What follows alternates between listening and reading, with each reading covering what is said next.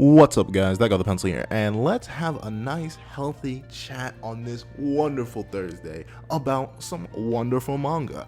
AKA, welcome back to another edition of 3-Minute Thursdays, and let's hop right on into it. So the first one, you know I gotta talk about it. It's featured on the title of the video, the thumbnail, Undead Unlock.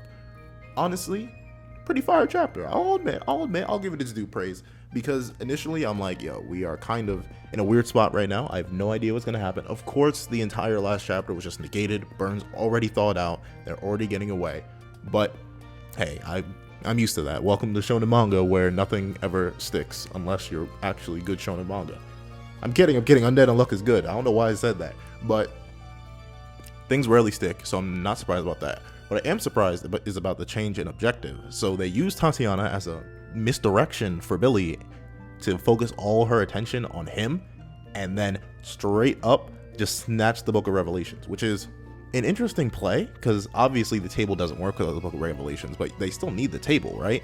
Like there's a reason that the table exists, so they're obviously going to need to get that back. I'm very intrigued on what this burn thing even is. It just seemed to come out of nowhere, and apparently like everyone knew about it, Uma Burn, and maybe I missed it, maybe it was in an earlier chapter, I just never noticed it.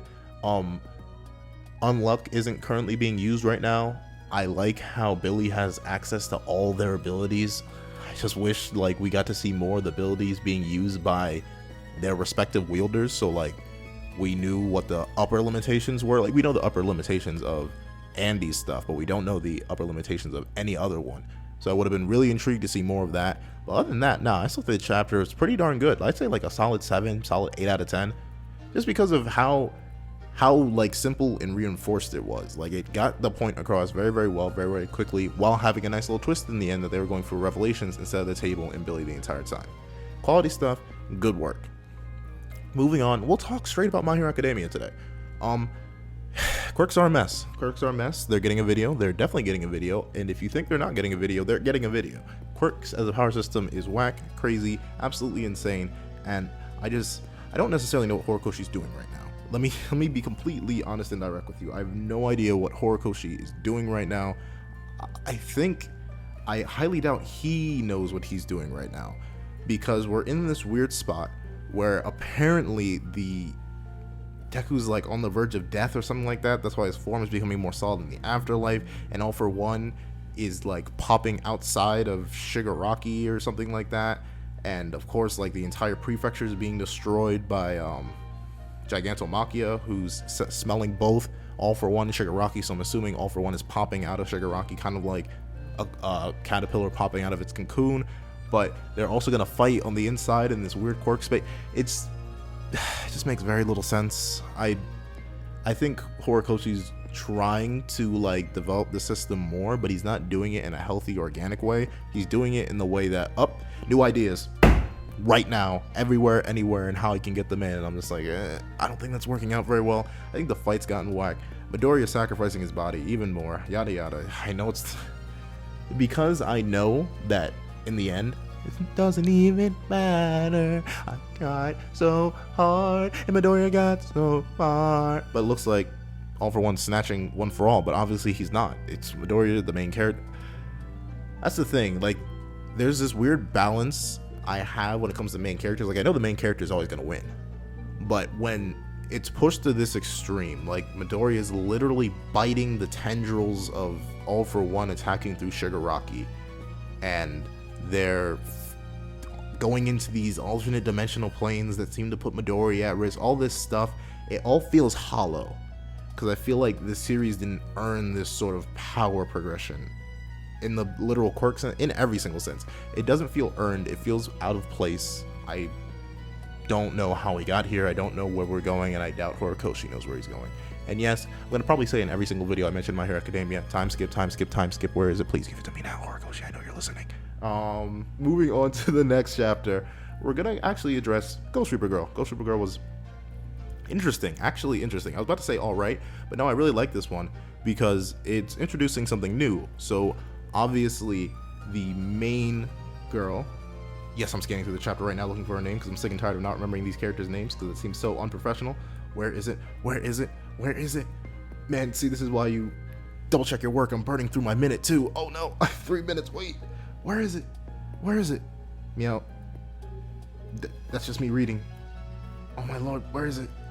I just know her name's Ghost Reaper Girl. That's all I'm saying. Chloe, that's it. I don't know why that took so long. I'm like halfway through. It's interesting because she has a rival now, or at least it looks like she's getting a rival in this guy who controls corpses, and he's claiming that Chloe is dead. But I feel like that's cap, and he just senses her high spiritual pressure. And yes, I've been watching Bleach videos because yes, I'm trying to read Bleach because yes, I want to do versus battles on Bleach. Give me time. I'm gonna do them. But overall, it's just a really interesting chapter. Introduces a new dynamic that I honestly wasn't expecting from this kind of series. Like, I thought we were going to go on like we're going to be collecting spirits almost in a Pokemon kind of fashion. But it seems like we're getting more deeper into this world and how it's progressing and how it works. And I actually really like that. Y'all know me. I love world building, especially if it's organic and especially if I feel like it's earned. But this kind of world building, since the world's so new to both Chloe and the reader, it seems perfectly fine, and I feel like it's progressing at a really realistic pace. And once again, the artwork for this manga is just fire all around. Like the artist, Akise Sake. I'm so sorry, I'm horrible with names, but their work is really, really good so far. Sure, it's a little bit weird that she looks like she's 12, but we take what we can get. But honestly, yeah, the artwork's fantastic. The story's getting interesting. I like the rival. I always like a good rival dynamic. I'm probably gonna be talking about rivalry soon one day. And honestly, just seems really, really good. I like how Chloe's slowly learning that, yeah, these two goons that she travels around with are actual really capable warriors that can do the good do. Now, let's move on to the Kimetsu no Yaiba Demon Slayer special chapter. It's worthless to me because Rengoku's already dead. Actually, should I have said that? I feel like people assume there are manga spoilers here. Whatever, Rengoku's already dead, so none of this matters to me. Seeing all these characters that no longer exist, that are no longer relevant, none of this matters. Like, it's fine seeing the backstory, but I felt nothing as I read this chapter because none of this really mattered. Seeing the Gotoge's progression, seeing their progression, fantastic. The artwork is insane, and Rengoku's eyes don't actually look that crazy in this one. Very, very good. Hard feat to accomplish. Trust me, I've tried it myself. Hard to draw Rengoku. But overall, I mean, in terms of like content and backstory on Rengoku, it's a fine chapter, but it can already automatically be inferred. It doesn't tell us any more about the world. It's only elaborating on a dead character that died literally, I believe, like upwards of 2 or 3 years ago, relative to when the manga actually came out. I know the movie's coming out soon, but I don't get this, because if you're watching the anime, you're not gonna read the manga chapter that just came out on Viz. That's called chapter 205.1. You're obviously not gonna read. I don't know why it was released. That's it. I think it's just Demon Slayer popularity trying to get them hyped up for the movie, but maybe it's different in Japan, and I just don't understand why they would do something like that, because to me it seems absolutely worthless. But moving on to Mashy, I don't always say Mashy, Mashle, Magic and Muscles. I'm telling you, bro, this series is fire. It's kind of clapping right now, not gonna lie. And I just love the main character. The main character is fantastic. The way he is so alpha by not really needing to be alpha. Like, he's just a goon in the most goon of senses. Like, I've seen goons before. I'm a Meliodas fan. I've seen goons before. I'm an Escanor fan. I've seen goons before. But like, his kind of goonery I have not seen, and I like it. I like it a lot. I seriously recommend reading this manga. I still need to actually back read on it. Like, I'm still super lost. Like, I feel like this chapter should have hit a whole lot different if I had actually like known who the guy that's trying to kill the main character is. But honestly, don't know. But still, just the context of the situation, it looks fantastic. I really, really like it. Do I say, I didn't give the Demon Slayer chapter 6. I just don't really care about it. This chapter, a solid 8, because obviously not much happens. It's just a continuation of the fight, but just once again, the artwork in this series is also pretty fire. The way that the fight's evolving, the way that the main character is pushing the tables just through their raw power, I like all of that. It's looking real good. I'd say go check out this manga. It's cooking right now. It's cooking with gas, dare I say. Now, moving on to our Blood Oath. We're in an interesting situation, I guess. I mean, we're learning more about the world. Like, the older brother's gloves are broken, and they went to go to this toy shop to go get new gloves, and they're going to be made in a couple days, and they're being hunted still. Let me see. Yeah, I kind of forgot. Oh, yeah, and the evil guy, well, the best friend that's working with vampire hunters or something like that, has a cousin, and they're meeting the younger vampire brother. So, there's that. Yeah, I'm kind of, like, I feel like this was just a weird transitionary chapter. It's the same thing, but I think it was, like, chapter 2? Or was it the last week's chapter? That was just, like, a weird non sequitur that kind of just came out of nowhere. But I feel like that's what that series is going to be. Solid, like, 6 out of 10. Once again, not much happened. Don't necessarily get where it came from. Don't necessarily get where it's going either. But, oh, well, maybe. I don't know. It's an interesting manga. I'd say I'd recommend it. The art isn't as fire to me personally, but I'd say it's still good. So go ahead and check it out. Phantom Seer, still coming up there. It's definitely on the come up. I really like it a lot. Once again, the stylistic art is fantastic. We're in an interesting spot where Aibetsu, why do I remember her name? I don't remember all these other characters' names. I know her name's Aibetsu, and I didn't even have to look at the page to know that. But see, I guess that's how you can tell. The manga's leaving a good impression on me. It's leaving a good impact. I like it a lot. And it's interesting how we're learning more about the world and our main characters. So we're meeting the main boy's older sister, which is rather interesting. I like it. And his name's Iori. I had to look that one up. I can't lie to you and say I remember that off the top of my head. Iori, we went back to his house. We're learning more about how spirits and shamans end up working together. I like it a lot. We're slowly building better and better into the world at a healthy pace. We're only on chapter 6, and I feel like we know a lot about the world with a lot of questions still being left unanswered. But other than that, there's not much to talk about. It's just that they're going to be taking a bath next chapter to heal Aibetsu's wound. That's really it. Dr. Stone, as always, slaps harder than a freight train. I don't know how people don't like this manga. Like, how do you not like this manga? This manga's fire.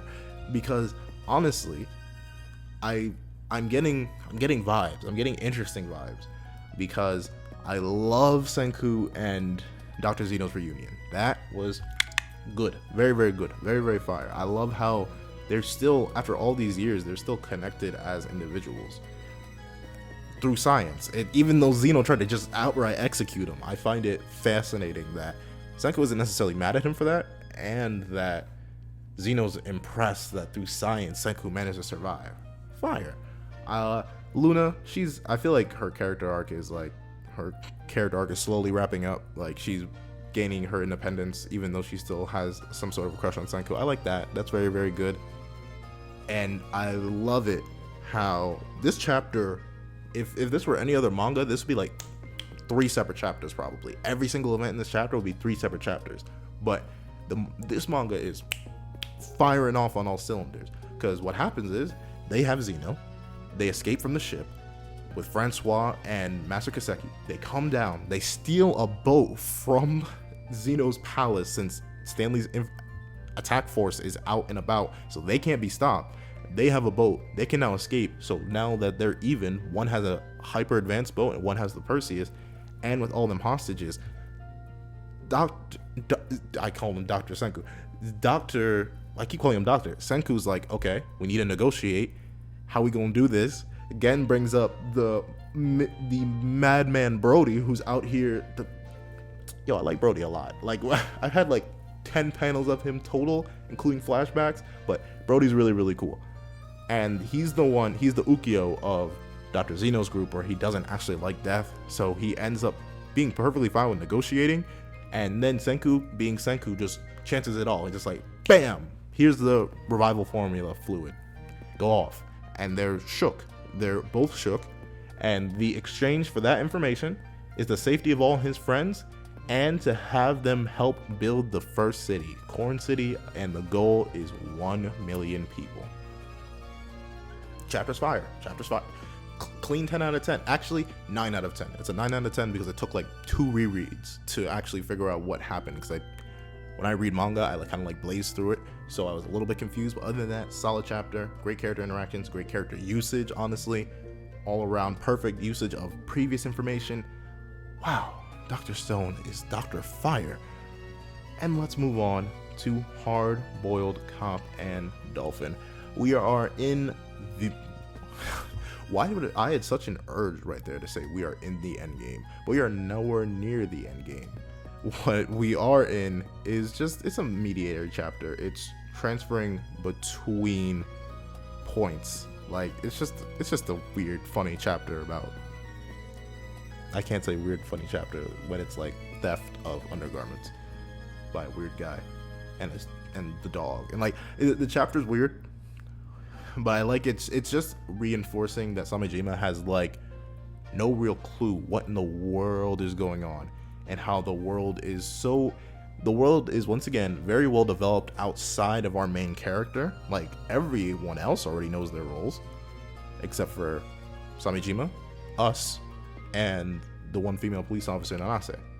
Everyone else already is chilling. They're living their best life, but not our main character, not us. We're in a real interesting spot. I love it.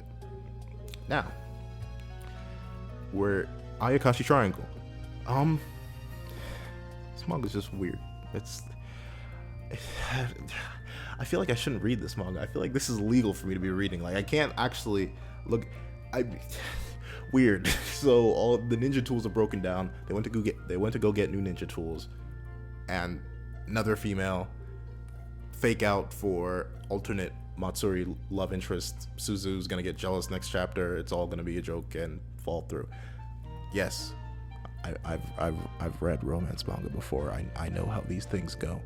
You can put a ninja twist on it all you like. I know. Who wrote you? Hold on. Yeah. Kentaro Yabuki, I know exactly what you were doing, and I understand it. But like, man, I wonder how people don't get in trouble for drawing this stuff.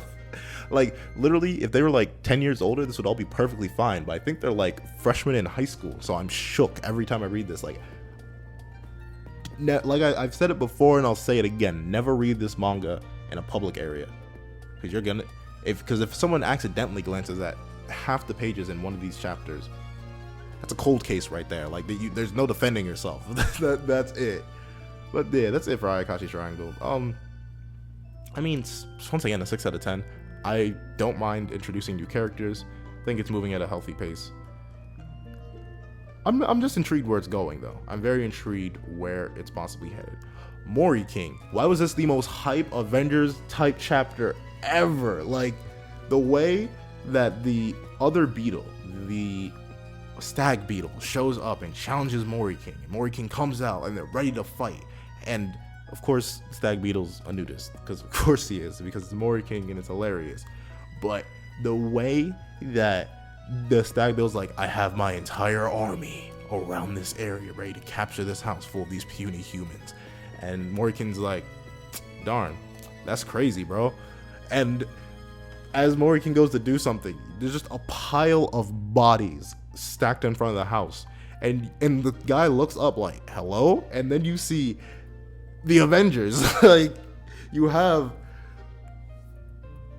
Oka and Mayo. I'm sorry why I pause so much on them. You have Oka, Mayo, and Butterfly. I always forget his name. I'm so sorry. But like, the way they all stand up there, and they're like 3 other king candidates. Sure, like, one of them already lost to Moriarty King. That was Mayo. Oka just doesn't want to do it, so she's fine. And then the Butterfly is still in the running, but like, and he's relative to Moriarty King.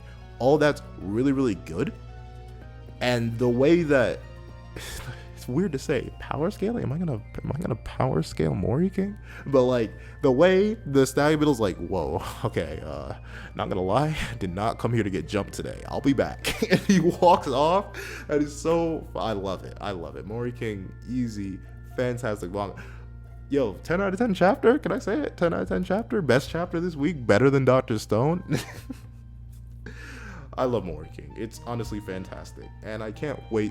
I'm really interested to see where it's going, because this says the final candidate for king is bent on the destruction of humanity. So are we nearing Moriarty King endgame? I know he's only supposed to last the summer because he's a beetle, but like, I'm intrigued. To say the very least. Great chapter, great interactions. hype moment. Like, I wasn't expecting to get hype in a Moriarty King chapter, but I did. Fantastic all around. Now, I believe that's every single manga. But that's what I would say if we didn't have a chapter of Seer at the end. Y'all didn't even know I was reading Seer at the end, did ya? Haha, I am. And I'm a little lost. We have new demons. We have characters growing stronger. We have Asura Maru getting their memories back and communicating with the other demon that's currently making one of the other characters stronger. I don't have much to say, mainly because this is definitely like a male transition chapter. Once again, another piece of manga, another mangaka that really knows how to draw. Like, fantastic. The backgrounds are sometimes pretty plain. That's why there are constant like white spaces, because I understand just the detail that has to go into doing the characters of themselves. It makes sense that you would want to simplify up on the backgrounds, but when they do it, everything's fantastic. Great manga art. Story has always been a little bit iffy. I'm probably going to talk about Surf in the End in its own video one day, but other than that, it was still pretty good. I'd say like a solid 7 out of 10 chapter, just because it's always nice to see it, because this is a monthly manga, so you don't get much of it, and I like little extra tidbits and surprises every other little while. And that's it for manga this week. Really, really solid week. I know a lot of 6 out of 10s, but 6 out of 10 is solid. There are no manga that I'm like, oh yeah, I'm dropping this. All of them are either average, a little better than average, or fantastic. So I'd still say go out, read the manga this week. It's all on Viz. It's all for free. Go ahead, go read it, and then go catch up on the manga if you haven't read it yet. Trust me, it's worth it. It's worth the read. But thank you guys so much for watching. Please like, share, comment, and subscribe. We are on the road to 1K right now. If you stumble across this video and you aren't subscribed, please do it for your boy. It helps out, and it'll help you guys out in the end, because I really want to get to 1,000 just so I can start doing community posts, so I can actually like do polls and stuff like that. That's like the most exciting prospect of me getting to 1,000 subscribers for me, so I can actually communicate with y'all in a more direct way. And you know the like button's free, right? Like you can just tap it real quick. The dislike button's free too. If you didn't like the video, I don't mind if you dislike it, but like both of them buttons are free and it takes half a second. Just go ahead and click them real quick. But I'm rambling on for too long. Once again, thank you guys so much for watching, and I hope you all have a wonderful day. This is that guy with the pencil writing off.